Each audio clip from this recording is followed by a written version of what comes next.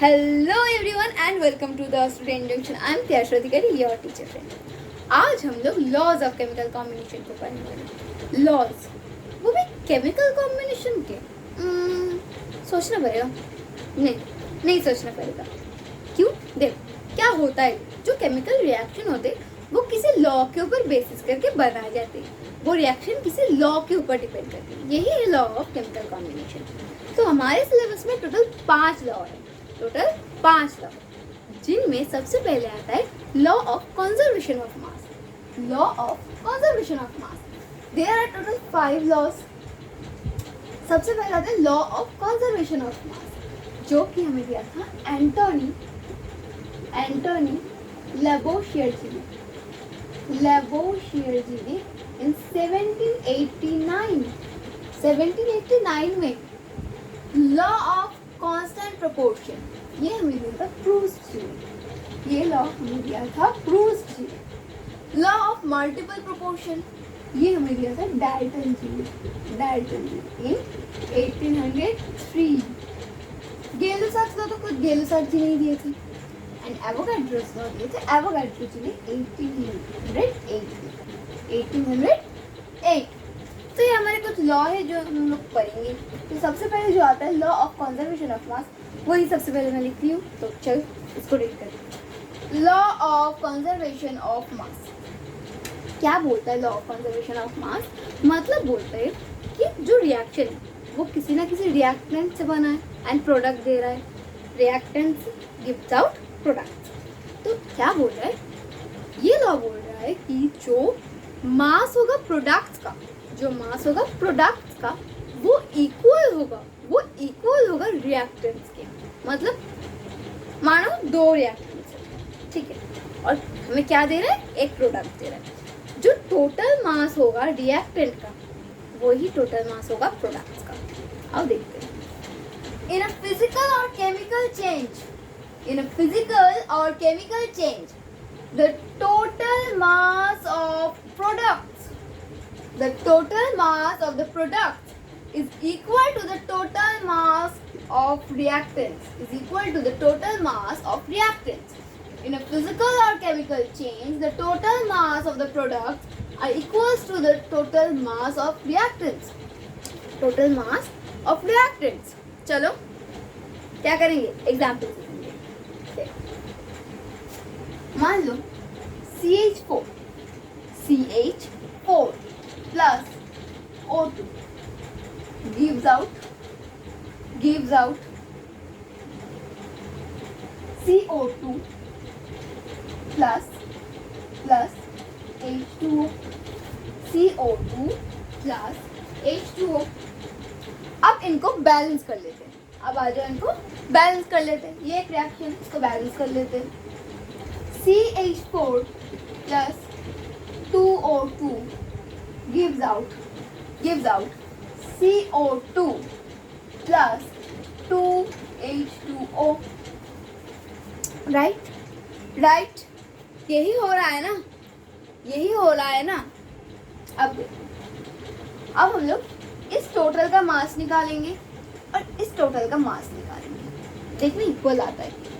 अगर इक्वल आएगा तो ये रिएक्शन इस लॉ को मान के चल रहा है। अगर एकदम इसका मास इक्वल टू इसका मास होगा तो ये रिएक्शन इस लॉ को मान के चल रहा होगा। चलो देखते हैं। CH4 कार्बन 1 12 पता है, plus hydrogen 4 plus 2 into oxygen 2 बार है तो 16 इंटू 2 कितना आता है? 16 प्लस 32 दूनी 64 80 80 आ रहा है इधर। रिएक्टेंट्स का मास 80 आ रहा है। अब प्रोडक्ट का मास निकालते आ जाओ। CO2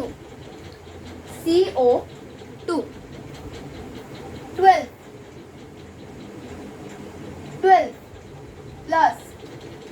ऑक्सीजन 2 बार है 16, एक बार में ही लिखी हूँ 32।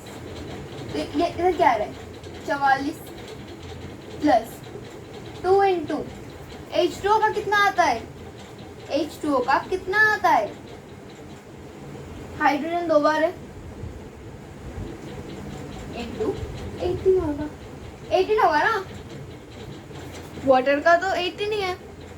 चलो 44 प्लस 18 दूनी 36, देखो इधर भी कितना आ रहा है, तो mass of reactant is equal to मास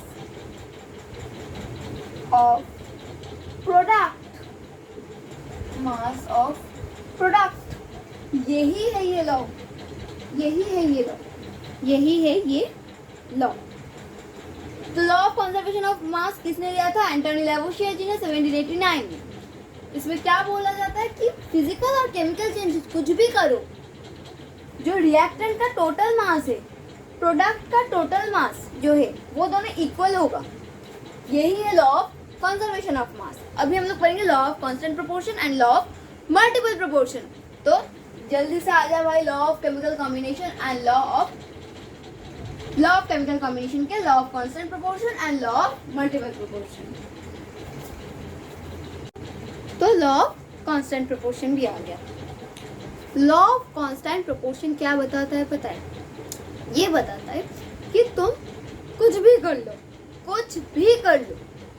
मैं अगर एक कंपाउंड हूँ, मैं अगर एक कंपाउंड हूँ, मुझे तुम कहीं से भी लेके आओ, मुझे तुम अमेरिका से लेके आओ, मुझे तुम जापान से लेके आओ, मुझे तुम इंडिया से लेके आओ, मेरा मास सेम रहेगा। ये बोल रहा है कांस्टेंट प्रोपोर्शन कि मेरा मास तो सेम रहेगा, चाहे तुम मुझे कहीं से भी लेके आओ।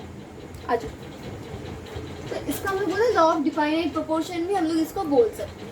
इसको हम लोग बोल सकते हैं लॉ ऑफ डिफाइनाइट प्रोपोर्शन भी हम लोग इसको बोल सकते हैं, डिफाइनाइट प्रोपोर्शन भी हम लोग इसको बोल सकते हैं।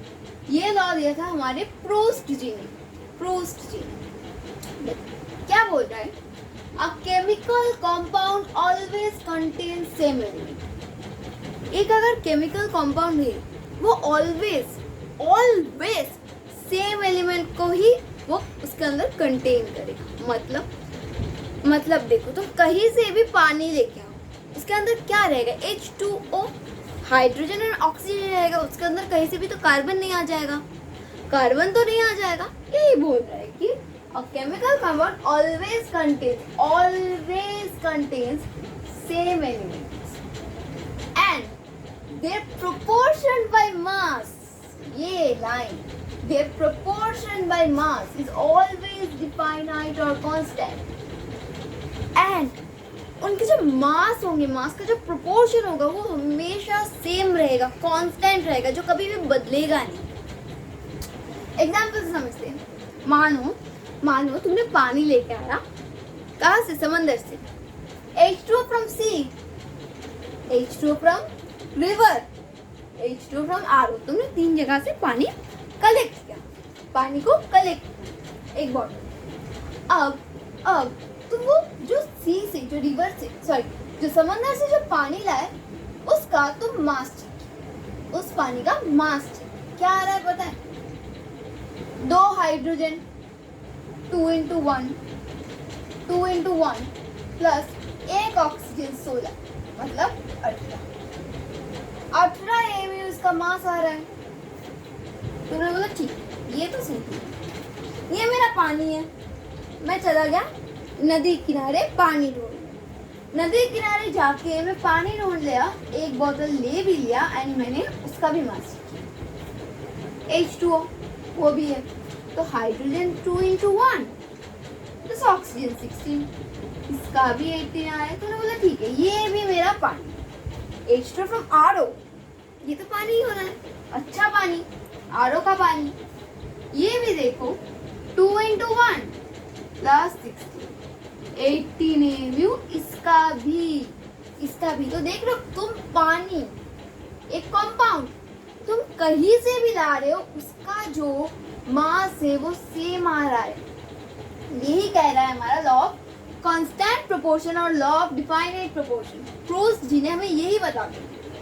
एनसीईआरटी में एक बहुत ही बढ़िया एग्जांपल है CuCO3।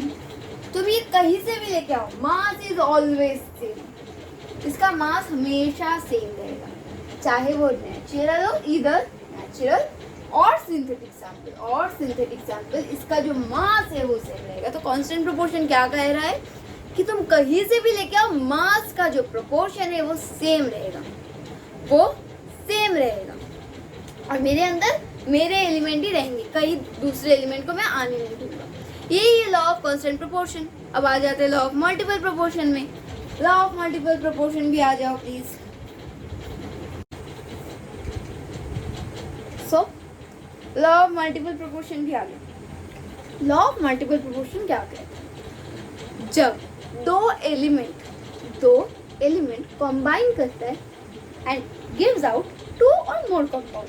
हमें दो एलिमेंट सिर्फ एक कंपाउंड तो नहीं बनाते हैं ना, बहुत सारा कंपाउंड बनाते हैं। जब दो या दो से ज्यादा कंपाउंड देते हैं तब मानो दो कंपाउंड ले, उनका एक मास होगा, एक मास सेम होगा, एक मास डिफरेंट होगा। कंपाउंड है, दो एलिमेंट का है, कंपाउंड है, तो एक मास सेम होगा, एक मास डिफरेंट होगा।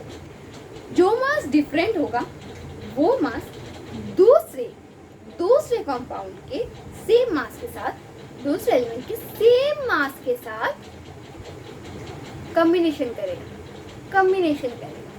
एंड जो डिफरेंट मासेस होंगे दोनों कंपाउंड्स के, जो डिफरेंट मासेस होंगे वो सिंपल रेशियो में होंगे, सिंपल मल्टीपल रेशियोज में होंगे।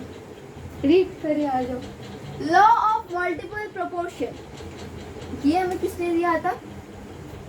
1803 में डाल्टन जी ने हमें ये लॉ दिए थे।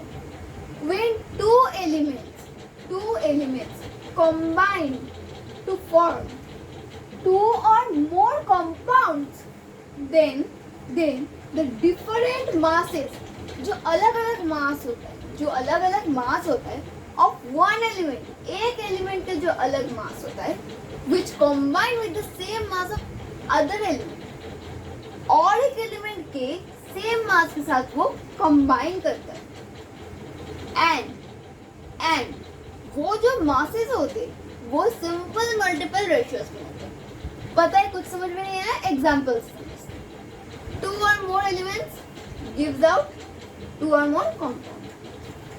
मानो हमने दो एलिमेंट लिया, carbon and oxygen. Carbon oxygen से क्या बनता है? कार्बन डाइऑक्साइड बन सकता है और कार्बन मोनोऑक्साइड बन सकता है। कार्बन मोनोऑक्साइड में इसका मास क्या होगा? एक तो C का मास होगा जो कि 12, और एक होगा O का मास जो कि होगा 16। ये दोनों मास के ऊपर ही तो ये डिपेंड कर रहा है ना, इसका टोटल मास। तो ये होगा CO2 कार्बन डाइऑक्साइड, इसका मास क्या होगा? C 12, O2 16 + 2 × 2 32। अब समझ में आ रहा है कुछ एलिमेंट्स। कार्बन एक एलिमेंट है, ऑक्सीजन एक एलिमेंट है, क्या बनाया? CO कंपाउंड बना दिया। कार्बन का मास 12 है, यहाँ पर भी कार्बन का मास 12 है, मतलब ये दोनों तो सेम है। ये दोनों को लेके हमें झगड़ा है। यहाँ पे ऑक्सीजन का मास 16 है, यहाँ पे ऑक्सीजन का मास 32 है। ये देखो 16 is to 32, 1:2, simple multiple ratio में आ रहा है। यही है लॉ ऑफ मल्टीपल प्रोपोर्शन। मतलब ये जो अलग मास है ना, ये जो अलग मास है, ये इन दोनों का जो प्रोपोर्शन होगा सिंपल मल्टीपल रेशियो में होगा। इन दोनों को लेके हमें कोई काम नहीं। और एक एग्जांपल दो। N nitrogen plus oxygen gives out, एक बार देता है NO2, एक बार देता है NO, एक बार दे रहा है NO2, एक बार दे रहा है NO, एक बार दे रहा है NO2, एक बार दे रहा है NO,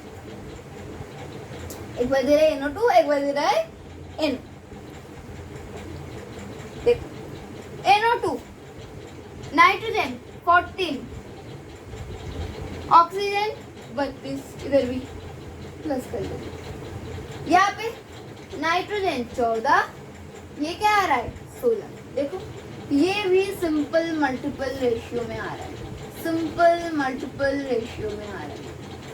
यही है law of multiple proportion. Law of multiple proportion क्या कह रहा है, जो डिफरेंट मासेस होंगे उनका जो रेशियो होगा वो सिंपल मल्टीपल रेशियो होगा। क्या होगा, सिंपल मल्टीपल रेशियो। अब हम लोग क्या पढ़ेंगे, गेल-लुसाक्स लॉ पढ़ेंगे, गेल-लुसाक्स लॉ एंड एवोगाड्रोस लॉ। ठीक है, गेल-लुसाक्स लॉ जल्दी से आ जा। गेल-लुसाक्स लॉ, गेल-लुसाक्स लॉ, गेल-लुसाक्स लॉ, इसको सिर्फ गेल-लुसाक्स लॉ नहीं बोलते, इसको गेल-लुसाक्स लॉ ऑफ गैसियस स्टेट कहा जाता है। मतलब इनका ये लॉ सिर्फ गैसेस के लिए, गैसेस के लिए ही काम करता है। यही है गेल-लुसाक्स लॉ, यही गेल-लुसाक्स लॉ नहीं है, सॉरी, गेल-लुसाक्स लॉ क्या बोल रहा है, गेल-लुसाक्स जी ने हमें बोला कि जब गैसेस कंबाइन करता है और रिएक्ट करता है वो सिंपल मल्टीपल रेशियो में करता है, वॉल्यूम के सिंपल मल्टीपल रेशियो में करता है। एंड जो प्रोडक्ट फॉर्म करता है, जो प्रोडक्ट फॉर्म करता है वो भी गैस होता है।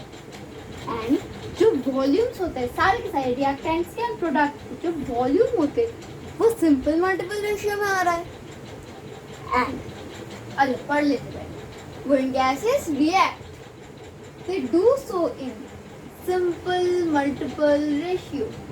When gases react they do so in simple multiple ratio of volumes, and in this case the products formed are also gases. Products formed are also gases. All the volume bear a simple ratio. Simple ratio. And ये volume हम check कर रहे, जो volume हम लोग check कर रहे वो हम लोग same temperature and same pressure में करते हैं, सेम प्रेशर में करते हैं। Same temperature and same pressure में हम लोग वॉल्यूम चेक करते हैं, same temperature and same pressure में हम लोग वॉल्यूम चेक करते हैं। This law was applicable only for gaseous reaction. सिर्फ gaseous reaction के लिए ही एक लॉ काम करता है। This law was put forth by Gay-Lussac in 1808. अब तुम बोलोगे एग्जाम्पल, तो मैंने बोला ठीक है, एग्जाम्पल हम लोग मानो 100 ml हाइड्रोजन के साथ 100 ml क्या ऑक्सीजन को कंबाइन करें, and this gives out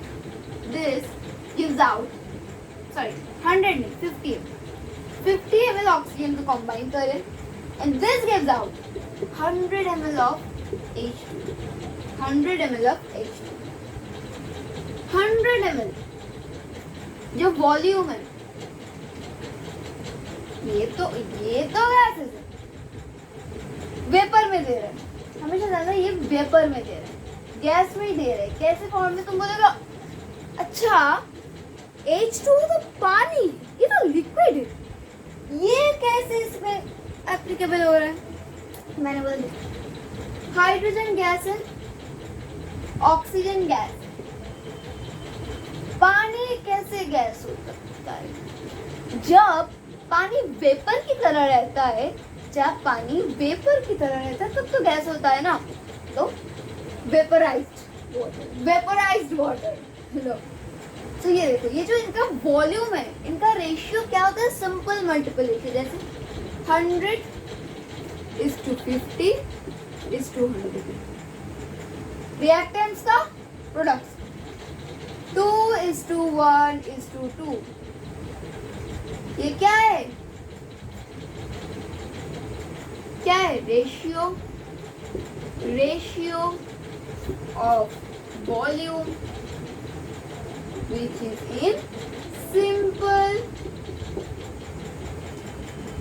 multiple, यही है गेलो-साक्स लॉ। बोला गैसेस जब रिएक्ट करेंगे वो सिंपल मल्टीपल रेशियो में करेंगे वॉल्यूम्स के जो प्रोडक्ट होगा वो भी गैस फॉर्म करेगा, एंड रिएक्टेंट्स का एंड प्रोडक्ट का जो मासेस का वॉल्यूम होगा वो सिंपल मल्टीपल रेशियो में आएगा। अब हम लोग पढ़ेंगे एवोगाड्रोस लॉ। जल्दी से आ जाओ। Avogadro's law. एवोगाड्रो जी ने दो लॉ दिए थे। फर्स्ट लॉ क्या दिए थे? फर्स्ट लॉ उन्होंने दिए थे, मतलब उन्होंने बोले थे कि under the same temperature and pressure में जितने भी गैसेस है जिनके वॉल्यूम सेम वॉल्यूम वाले जितने भी गैसेस है उनके अंदर सेम नंबर ऑफ मॉलिक्यूल्स रहेंगे। क्या बोले थे? At same temperature and pressure में सारे गैसेस जिनका वॉल्यूम सेम है वो सेम नंबर ऑफ मॉलिक्यूल्स को कंटेन करेंगे। रीड करते। equal volume of all gases under the same temperature and pressure contain equal number of molecules. Equal volume of all gases, सारे gases जिनका volume same है वो same under the same temperature and pressure and temperature में अगर हम लोग हाथ नहीं दिए तो ये जो गैसेस है वो सारे गैसेस, मानो हाइड्रोजन, मानो ऑक्सीजन, मानो नाइट्रोजन, सारे गैसेस के अंदर सेम नंबर ऑफ मॉलिक्यूल्स है। सेकेंड लॉ क्या है? सेकेंड लॉ इनका क्या था?